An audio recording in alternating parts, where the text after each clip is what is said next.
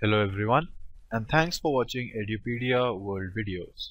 In this video, we'll discuss solutions to Part C, that is Mathematics, for the 2016 JEE Mains paper. We will be following the test booklet code E. The second, fifth and ninth terms of a non-constant AP are in GP. So the second term will be A plus D, the fifth term will be A plus 4D, and the ninth term will be A plus 8D, and we are given they are in GP.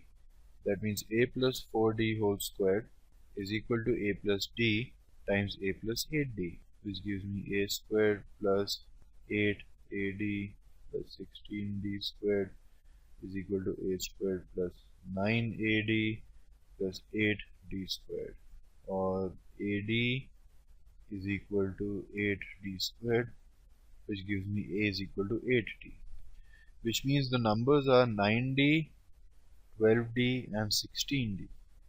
And we can calculate the ratio easily, this divided by this or this divided by this, which is 4 by 3. So the common ratio of this GP is 4 by 3, which means the answer is option 2. This completes the solutions. Thank you.